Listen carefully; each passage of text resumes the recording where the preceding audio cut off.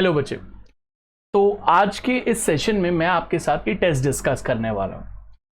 ये टेस्ट में कुछ एमसीक्यूज भी थे, कुछ न्यूमेरिकल क्वेश्चंस भी थे, एक आधा थ्योरी क्वेश्चन भी था। तो चलिए आइए बात करते हैं इसके बारे में। तो पहला क्वेश्चन था, direct tax is called direct because it is collected directly from. अब देखो, डायरेक्ट टैक्स वो टैक्स होता है जो जिस पर लगाया जाता है उसी को ही पे करना पड़ता है, उसका बर्डन किसी पर शिफ्ट नहीं हो सकता। अब प्रोड्यूसर ऑन गुड्स प्रोड्यूस, जब गुड्स प्रोड्यूस होते हैं मेरे बच्चे तो जीएसटी लगता है या फिर कुछ केसेस में एक्साइज ड्यूटी लगती है। वो प्रोड्यूसर क्या करता है, रिटेलर पर या डिस्ट्रीब्यूटर पर पास ऑन कर देता है, शिफ्ट कर देता है। डिस्ट्रीब्यूटर रिटेलर, रिटेलर आगे कंज्यूमर पर, तो शिफ्ट हो सकता है। The sellers on goods sold, अब जो सेलर्स हैं मेरे बच्चे वो यही लोग तो हैं, तो ये भी जीएसटी शिफ्ट कर देते हैं। बायर्स ऑफ गुड, अब बायर ऑफ गुड्स जो है मेरे बच्चे वो जीएसटी शिफ्ट नहीं कर सकते, पर वो डायरेक्ट टैक्स नहीं है क्योंकि लगा था प्रोडक्शन पे और पे कर रहा है बायर। जैसे हम डोमिनोज गए, जो जीएसटी रहा है वो डोमिनोज पे रहा है पर पे हम कर रहे हैं। इसका आंसर इनकम अर्नर्स है, क्योंकि ये उन्हीं से कलेक्ट किया जाता है जो लोग इनकम कमाते हैं, तो इसका बर्डन शिफ्ट नहीं हो सकता। अगला था, which of these is a revenue expenditure, इनमें से कौन सा रेवेन्यू एक्सपेंडिचर है? शेयर्स परचेज करना नहीं, ये कैपिटल एक्सपेंडिचर है, एसेट क्रिएट हो रहा है। लोन्स एडवांस्ड, अगर हमने इंडिया ने किसी नेशन को लोन्स दिए मेरे बच्चे तो वो हमारे लिए एसेट बन गया। जैसे श्रीलंका को अगर लोन दिया तो उससे इंटरेस्ट आएगा हमें। सब्सिडीज जो है वो रेवेन्यू एक्सपेंडिचर है, क्योंकि ना तो इससे एसेट क्रिएट होता है ना ही इससे लायबिलिटीज रिड्यूस होती हैं। Expenditure on acquisition of land, सरकार ने जमीन खरीदी, एसेट क्रिएट हो गया। इसके बाद अगला क्वेश्चन था, primary deficit 11,000 and interest payment 1,000, आपको निकालना था फिजिकल डेफिसिट। तो ये मैंने सॉल्व करा हुआ है मेरे बच्चों। तो प्राइमरी डेफिसिट का फॉर्मूला है फिजिकल माइनस इंटरेस्ट। प्राइमरी दिया हुआ 11,000, फिजिकल डेफिसिट निकालना है, इंटरेस्ट पेमेंट 1000 की, तो फिजिकल डेफिसिट आ जाएगा ₹12,000। ध्यान रखना, अगर यूनिट में क्रोर्स लिखा हुआ है तो क्रोर्स ऐड कर देना मेरे बच्चे। आगे चलते हैं अगले क्वेश्चन पे मेरे बच्चे। तो अगला क्वेश्चन है, the finance ministry in the latest budget has decided to give subsidies to companies producing electric vehicles and tax the companies which are producing diesel petrol vehicles. Also, the government has decided to give tax exemptions to companies who set up their factories in the rural areas of Uttarakhand. What is the objective of government behind the above decisions? अब इस decision के पीछे government के क्या objectives छुपे हुए हैं? तो पहला, अगर मैं देखूं मेरे बच्चे, गवर्नमेंट कह रही है इलेक्ट्रिक व्हीकल बनाओगे तो तुम्हें हम सब्सिडी देंगे, और अगर तुमने बनाया डीजल पेट्रोल व्हीकल तो तुम पे टैक्स लगाएंगे ज़्यादा। तो यहाँ पर गवर्नमेंट रीएलोकेशन ऑफ रिसोर्सेज करा रही है, यानी कि कोशिश कर रही है कि टैक्स एंड सब्सिडी के टूल को यूज़ करके वो रिसोर्सेज को एक यूज़ से दूसरे यूज़ में रीलोकेट कर सके, यानी कि शिफ्ट कर सके। तो यहाँ पर हो क्या रहा है मेरे बच्चे, गवर्नमेंट क्या कर रही है, इलेक्ट्रिक व्हीकल पर सब्सिडी और डीजल पेट्रोल व्हीकल पर टैक्स लगा रही है, सो दैट जो कार कंपनीज है वो डीजल पेट्रोल व्हीकल कम बनाए और इलेक्ट्रिक व्हीकल ज़्यादा बनाए। तो this is reallocation of resources by providing to subsidies to electric vehicle manufacturer. The government is encouraging its production and hence consumption, whereas by levying taxes the government is discouraging the production and consumption of diesel petrol vehicles. आगे मेरे बच्चा जो दूसरा है उसमें क्या कर रहे हैं, वहां पर हम टैक्स एग्जेम्पशन दे रहे हैं उन कंपनीज को जो कि रूरल एरियाज में जाकर अपनी इंडस्ट्री लगाएंगे। So by providing tax exemption to companies to set up their facilities in rural areas, the government wants to reduce inter-regional inequalities between urban areas and rural areas. आप चाहते तो इसमें और points add कर सकते थे, मैंने इसमें मेन पॉइंट्स मेंशन कर दिए, फिर भी पॉइंट्स ऐड कर सकते थे कि रिड्यूसिंग रीजनल इनइक्वालिटीज में गवर्नमेंट चाहती है कि अर्बन और रूरल एरियाज की जो इनइक्वालिटीज है उसे कम किया जाए। इसके लिए गवर्नमेंट क्या करती है, रूरल एरियाज में आपको प्लांट सेटअप करने के लिए टैक्स एग्जेम्पशन दी जाती है, टैक्स हॉलीडे दिया जाता है, और अर्बन एरिया में वो चीज़ अवेलेबल नहीं होती, सो दैट इनके बीच में इनइक्वालिटी खत्म हो सके। उसके बाद आप बोल सकते थे क्योंकि यहाँ पर उत्तराखंड में सेटअप करने के लिए, उसके रूरल एरिया में सेटअप करने के लिए टैक्स एग्जेम्पशन मिल रही है, तो this is reducing regional disparities. तो उसको थोड़ा एनहांस करके लिख सकते थे। आगे मेरे बच्चे एक क्वेश्चन था, ये क्वेश्चन जो था मेरे बच्चे, इसमें आपको तीनों टाइप के डेफिसिट कैलकुलेट करने थे, रेवेन्यू, फिजिकल एंड प्राइमरी। अब रेवेन्यू डेफिसिट कैलकुलेट करने के लिए the formula is revenue expenditure minus revenue receipts. तो रेवेन्यू एक्सपेंडिचर ये दिया हुआ बेटा 15,000, और रेवेन्यू रिसिप्ट्स की बात करूं, रेवेन्यू रिसिप्ट और ये वो तो दिया ही नहीं हुआ। तो रेवेन्यू रिसिप्ट के दो पार्ट थे, एक था टैक्स रेवेन्यू रिसिप्ट और एक था नॉन टैक्स रेवेन्यू रिसिप्ट। मैंने जानबूझ के यहाँ पर रिसिप्ट वर्ड नहीं लिखा है सो दैट, मतलब रेवेन्यू वर्ड नहीं लिखा है सो दैट हिंट ना मिले आपको। तो tax receipt and non tax receipt मिला के रेवेन्यू बन जाएंगे 4,000 एंड 8,000, यानी कि 12,000। तो इस केस में मेरे बच्चे आपका जो रेवेन्यू डेफिसिट है दैट शुड बी 3,000। तो देखो यहाँ मेंशन किया हुआ मेरे बच्चे 3,000, क्योंकि करोर्स में है तो इसलिए 3000 करोर्स। ओके, आगे चलते हैं and let's talk about fiscal deficit. Fiscal deficit का मतलब है total expenditure minus total receipt except borrowing. तो अब देखते हैं मेरे बच्चे, अब हमें कैपिटल एक्सपेंडिचर ढूंढना है। पहले तो कैपिटल एक्सपेंडिचर वो होता है जिससे या तो हमारे एसेट क्रिएट होते हैं या लायबिलिटी रिड्यूस होती है। Construction of asset by the government, तो ये तो कैपिटल एक्सपेंडिचर है पक्का, भैया एसेट क्रिएट हो रहे हैं। Loans repaid by the government, यानी कि गवर्नमेंट ने लोन्स लिए थे वो रीपे कर दिए, ये भी कैपिटल एक्सपेंडिचर है क्योंकि लायबिलिटी रिड्यूस हो रही है। तो 20,000 और 10,000 ये तो हो गया कैपिटल एक्सपेंडिचर। अब कैपिटल रिसिप्ट ढूंढ लेते हैं, ये रही नॉन डेट कैपिटल रिसिप्ट, हमें एक्सेप्ट बोरिंग चाहिए होता है। तो बस हो गया क्वेश्चन। कैसे, देखो जी 15,000 का रेवेन्यू एक्सपेंडिचर था, ये लिखा हुआ। कैपिटल एक्सपेंडिचर अभी मैंने आपको बताया एक 20,000 और एक 10,000, ये लिखा हुआ। इसके बाद मेरे बच्चे रेवेन्यू रिसिप्ट्स मैंने अभी आपको 4 और 8 ऊपर कैलकुलेट करके दिखाई थी कि ये रेवेन्यू रिसिप्ट है और ये रेवेन्यू रिसिप्ट है। एंड देन रेवेन्यू एक्सपेंडिचर जो है वो हमें दिया हुआ है तो कोई दिक्कत ही नहीं है उसकी। आगे मेरे बच्चे ये 30,000 जो है ये नॉन डेट कैपिटल रिसिप्ट है, तो सारी रिसिप्ट आ गई एक्सेप्ट बोरिंग, सारा एक्सपेंडिचर आ गया, आंसर 3,000 करोड़ आएगा। यहाँ पर अगर आप देखोगे अच्छी चीज़ ये है कि दोनों ही टाइप के जो डेफिसिट है वो इक्वल आए। क्यों? क्योंकि अगर आप ध्यान से देखोगे तो कैपिटल डेफिसिट नहीं है यहाँ। कैपिटल डेफिसिट मतलब देखो ये कैपिटल एक्सपेंडिचर है 30 का, कैपिटल रिसिप्ट भी 30 की है, तो कैपिटल अकाउंट में कोई डेफिसिट नहीं है। जो डेफिसिट है सिर्फ रेवेन्यू का ही है। इसलिए देखो 15 माइनस 4 प्लस 8, 15 माइनस 4 प्लस 8 3, ये 30 और ये 30 तो आपस में कैंसिल आउट हो जाएगा। तो इसीलिए revenue deficit fiscal deficit equal भी हो सकते हैं when there is no capital surplus या नो कैपिटल डेफिसिट, जैसा यहां पर हुआ। प्राइमरी डेफिसिट निकालते हैं बेटा। प्राइमरी डेफिसिट का formula is fiscal deficit 3,000 minus interest payment 250 है, तो आंसर आ गया 2750 इन क्रोर्स। ये हमारा आंसर है मेरे बच्चे। ओके, आई होप ये अच्छे से समझ आ गया होगा।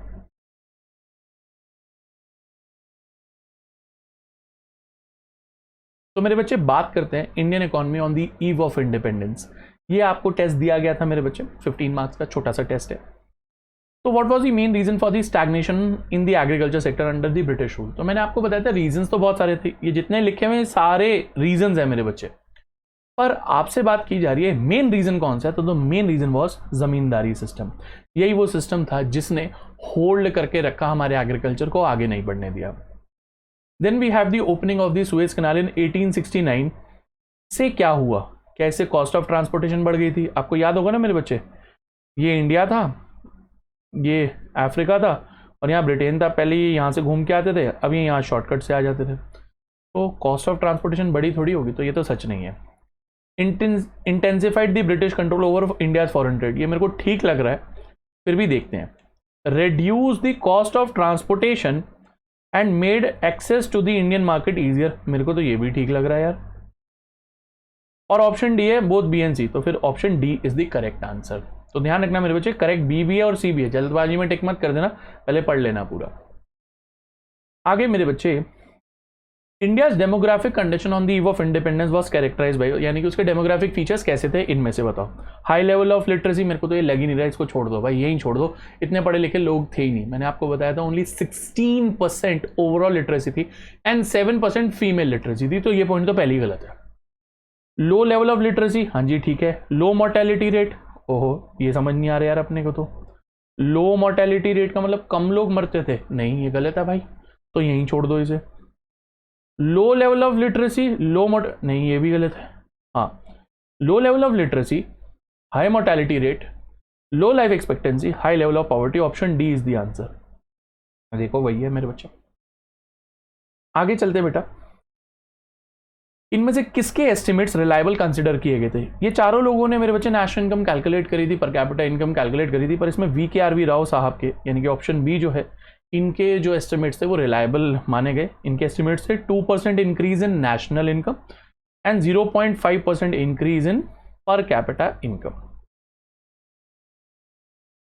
Railways were introduced by the Britishers in the year, so the year was 1850. Yes, it started operation in 1853, but it was introduced in 1850.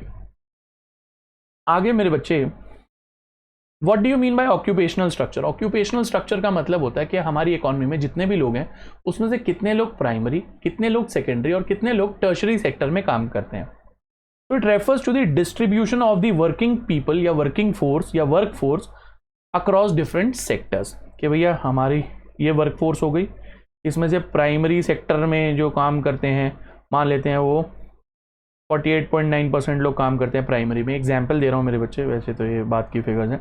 इसके बाद मेरे बच्चे 24.3% लोग काम करते हैं, फिर 26.8% लोग काम करते हैं दूसरे सेक्टर में. ये पॉइंट्स में हो सकता है गलत कैलकुलेशन हो जाए.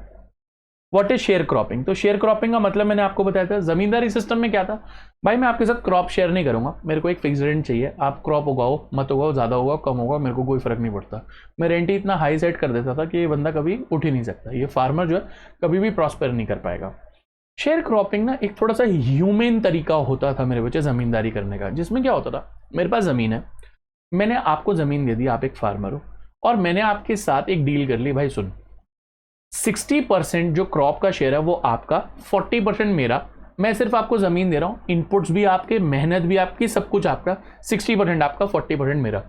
तो अगर किसी सीजन में क्रॉप्स नहीं उगती थी तो नुकसान मैं भी शेयर कर रहा हूँ आपके साथ, क्योंकि मेरे को 40% नहीं मिल रहा ना मेरा.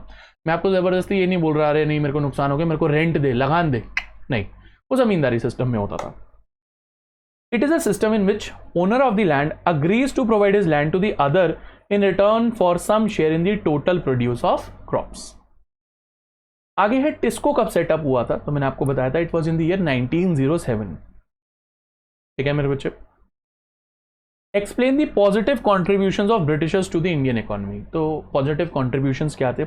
एक तो उन्होंने मेरे बच्चे हमें बेटर मीन्स ऑफ ट्रांसपोर्टेशन दिया, हमारे लिए रेलवेज इंट्रोड्यूस करा, थोड़ी बहुत रोड्स भी बनाई. तो रोड्स वैसे तो इन्होंने अपनी आर्मी के लिए बनाई, रेलवेज इन्होंने अपनी इन्वेस्टमेंट के लिए बनाया, गुड्स को मूव करने के लिए बनाया, पर उसका फायदा हमें कहीं ना कहीं थोड़ा सा हमें भी हुआ. आगे मेरे बच्चे, they shifted our economy to the monetary economy. हमारी इकोनॉमी बार्टर सिस्टम पर चल रही थी इनके आने से पहले, because the people were actually exchanging crops with each other. इनके आने के बाद इन्होंने हमें कमर्शियलाइज करा, हमें सिखाया कि क्रॉप्स को बेच के पैसा भी कमाया जा सकता है. तो they shifted our economy from barter to monetary system. Effective administrative control, मैंने आपको बताया था कि ब्रिटिशर्स के आने से पहले एक्चुअल में इंडिया तो एग्जिस्ट ही नहीं करता था ना, वो तो अलग अलग छोटे छोटे किंगडम्स थे मेरे बच्चे जो आपस में फाइट कर रहे थे टेरिटरी के लिए. So there was no India. ये लोग आए, इन्होंने इंडिया को यूनिफाई करा, ऑल दो नेगेटिवली करा पर करा, उसका इफेक्ट पॉजिटिव आया. कहने का मतलब सारे जितने भी किंगडम्स थे उनका एक कॉमन एनिमी बन गए ना ये, क्योंकि कॉमन एनिमी बन गए तो ये सब लोग मिल के उसके खिलाफ लड़े. तो जब मिले तो इंडिया जो है वो इंडिया बन गया, पहले तो छोटे छोटे किंगडम्स थे. तो the Britishers had an efficient administrative system and hence brought India completely under one rule. आगे है, they also help in self sufficiency in food grain production, क्योंकि जो लैंड यूटिलाइज नहीं हो रहा था इनके आने के बाद वो यूटिलाइज होना शुरू हो गया था, क्योंकि इन्होंने पैसा कमाना सिखा दिया था हमें लैंड से. इसके बाद चेक ऑन फेमीन्स, इनके आने से क्योंकि हमारी फूड ग्रेन की प्रोडक्शन कुछ तो बड़ी थी, इस वजह से अब फेमीन्स कम आते थे, यानी कि भूखमरी जो होती थी, भौकाल बोलते हैं इसे वैसे, तो ये कम हो जाते थे. कम होने का मतलब ये है मेरे बच्चे कि अब लोग भूख से नहीं मरते थे. ऑल्दो पहले ऐसे चांसेस काफ़ी ज़्यादा हुआ करते थे, पर ब्रिटिशर्स के आने के बाद क्योंकि इन्होंने हमें फोर्स करा एक तरीके से क्रॉप ज़्यादा उगाने के लिए, लालच दिया पैसों का, तो फेमीन पर जो चेक था वो आने लगा, यानी कि अब फेमीन्स का इफेक्ट कम हो गया था. आगे बात करते हैं मेरे बच्चे, what was the situation of industries during the British rule. इसे आपको ब्रीफली एक्सप्लेन करना था. ये 4 मार्क का था, तो मैं चाहता था करीबन आप मेरे लिए या तो 2 बड़े पॉइंट लिखें या 4 छोटे पॉइंट्स लिखें. तो या तो आप इन दोनों को लिख सकते थे या फिर आप इन चारों को समझा सकते थे. मैं फिर भी एज अ टीचर आपको बोलूँगा कि ये पॉइंट ज़रूर लिखना मेरे बच्चे, क्योंकि ये ही तो मेन पॉइंट है. इंडस्ट्रीज़ की सिचुएशन ये थी कि इन्होंने हमारी इंडस्ट्रीज़ को डी इंडस्ट्रियलाइज कर दिया था. इंडिया की हैंडीक्राफ्ट इंडस्ट्री वेल नोन थी पूरी दुनिया में. इनका एम यही तो था कि इंडिया एक्सपोर्ट करे रॉ मटेरियल और इंपोर्ट करे finish goods from Britain. But हमारे हैंडीक्राफ्ट्स भी एक्सपोर्ट हुआ करते थे. ब्रिटिशर्स को डर लगा कि अगर हैंडीक्राफ्ट्स एक्सपोर्ट होते रहे तो बहुत सारे लोग जो एग्रीकल्चर कर रहे हैं, ब्रिटिश इंडस्ट्रीज़ के लिए सामान उगा रहे हैं, जैसे कि कॉटन हो गया, जूट हो गया, इंडिगो हो गया, वो लोग भी हैंडीक्राफ्ट में ना चले जाएं. इस वजह से इन्होंने हैंडीक्राफ्ट्स पर डिस्क्रिमिनेटरी टैरिफ पॉलिसी का यूज़ करा. यानी कि हमारे हैंडीक्राफ्ट्स पे इतना ह्यूज टैक्स लगा दिया जिसकी वजह से हमारे हैंडीक्राफ्ट्स के एक्सपोर्ट्स बंद हो गए। ऑल्दो इन्होंने अपने रॉ मटेरियल के एक्सपोर्ट पर कोई टैक्स नहीं लगाया। Similarly import of finish good पर भी कोई टैक्स नहीं था। और अगर हम कैपिटल गुड इंपोर्ट करने की बात करते थे तो उस पर टैक्स लगाया जाता था और ह्यूज टैक्स लगाया जाता था। तो कैपिटल गुड अगर आते भी थे तो ह्यूजली टैक्स पे करके लाना पड़ता था उन्हें। तो मेरे बच्चे, एक तो deindustrialisation of the handicraft industry हो गया। इसका एडवर्स इफेक्ट ये हुआ कि जितने भी लोग उससे अनएम्प्लॉयड हुए ये सारे लोग एग्रीकल्चर में आ गए। एग्रीकल्चर के हालात तो पहले ही ख़राब थे, तो वहाँ पर तो पहले ही ज़मींदारी सिस्टम प्रेवलेंट था, तो लोग वैसे ही परेशान थे। अब सोचो ये लोग भी उस परेशानी का हिस्सा बन गए, यानी कि ये लोग भी अनएम्प्लॉयड हुए। तो जिस फील्ड पर 6 लोगों के काम करने की ज़रूरत थी 4 लोग और आ गए, ये हैंडीक्राफ्ट इंडस्ट्री वाले। तो वहाँ पर डिस्गाइज्ड अनएम्प्लॉयमेंट होनी शुरू हो गई। इसके बाद मेरे बच्चे, lack of capital good industries. India में कोई कैपिटल गुड इंडस्ट्रीज थी ही नहीं। आयरन एंड स्टील इंडस्ट्री तो बहुत बाद में लगी है। इसके बाद मेरे बच्चे, low contribution to GDP. Industrial sector का कोई कंट्रीब्यूशन नहीं था जीडीपी में। And then there was limited role of public sector, क्योंकि गवर्नमेंट जो है वो रेलवेज, पावर सेक्टर या पोर्ट्स यहीं पर ही इन्वॉल्व थी, और कोई हेल्थ केयर हो गया, स्कूल हो गया, और किसी चीज़ की इंफ्रास्ट्रक्चर डेवलपमेंट ऐसा कुछ भी नहीं। इन्होंने बहुत सारे डैम्स बनाए हों, ये बनाए नहीं।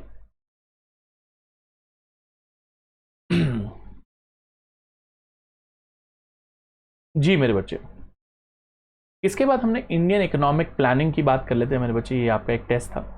तो विच of the following is not included in land reforms. इनमें से कौन सा लैंड रिफॉर्म्स में इंक्लूडेड नहीं है।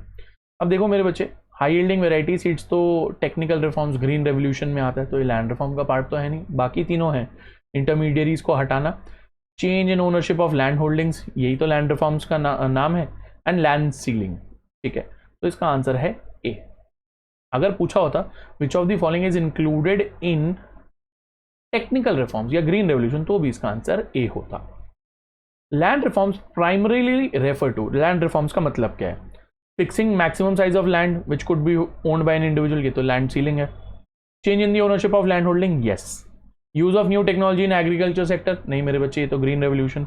अबॉलिशन ऑफ इंटरमीडियरीज, ये लैंड रिफॉर्म्स का पार्ट है। आपको बताया था ना मैंने, लैंड रिफॉर्म्स में दो चीजें, एक तो इंटरमीडियरी को हटाया गया, दूसरी चीज क्या की गई, एक मैक्सिमम लैंड सीलिंग लिमिट लगाई गई।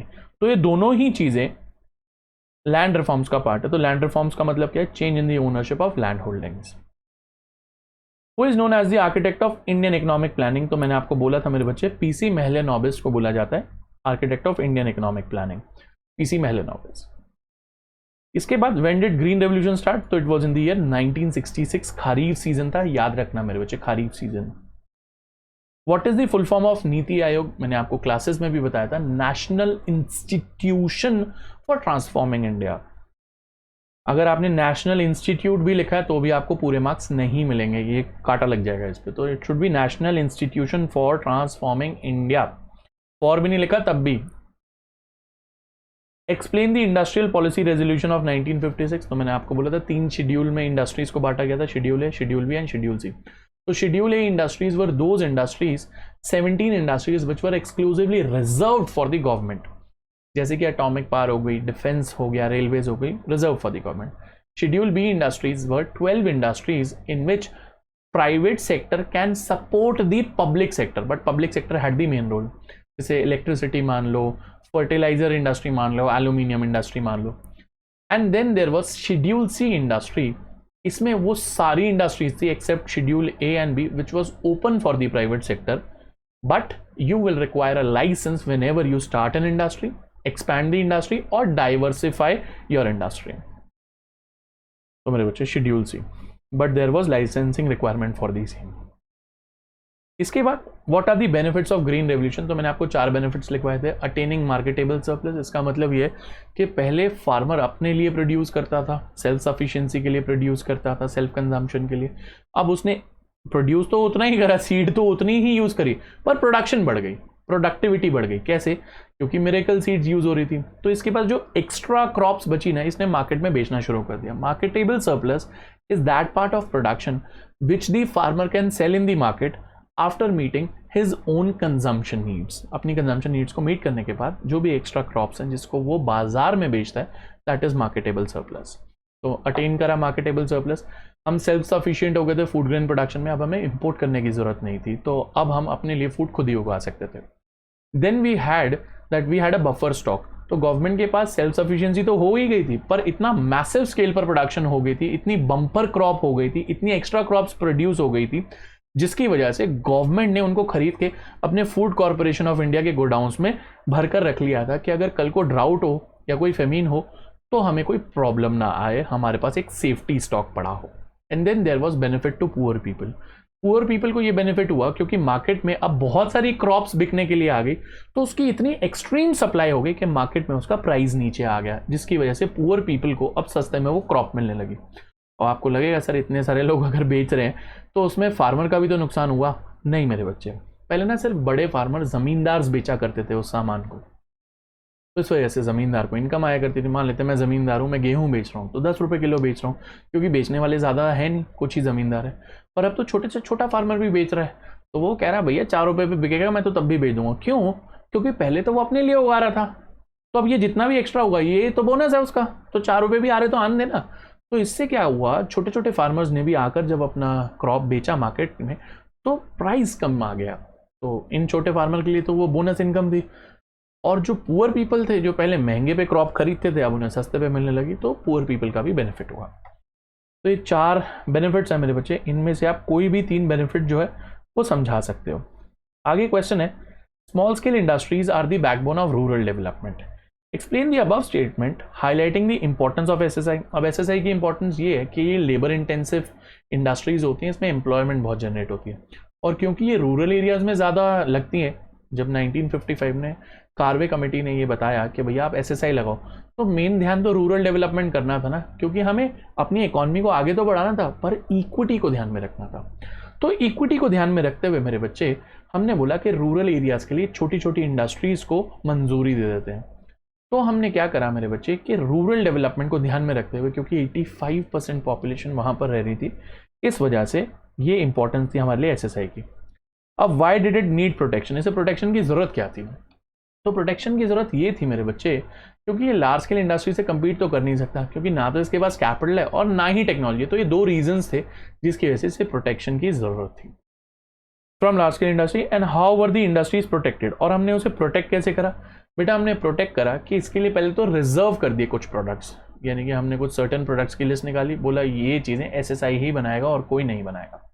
एंड इनको अलग अलग कंसेशंस भी दिए गए, वेरियस कंसेशंस वर ऑफर्ड, जैसे इन्हें इंटरेस्ट फ्री लोन दे दिया गया, या फिर इनकी बिजली का बिल माफ़ कर दिया गया, या फिर हाफ माफ़ कर दिया गया, हाफ ही बिजली का बिल लिया गया। तो ऐसे कुछ कंसेशंस दिए गए। तो आइए देख लेते हैं मेरे बच्चे, इसके 3 पार्ट हैं एक्चुअली में क्वेश्चन के। तो small scale industries are important because they are labour intensive, so they generate employment and they are located in rural areas, they lead to rural development. Then we had small scale industry lacked capital and they lacked the required technology, hence protection was required. Also small scale industries were protected by, कैसे protect किया गया?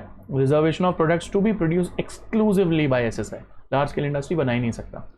And various concessions play like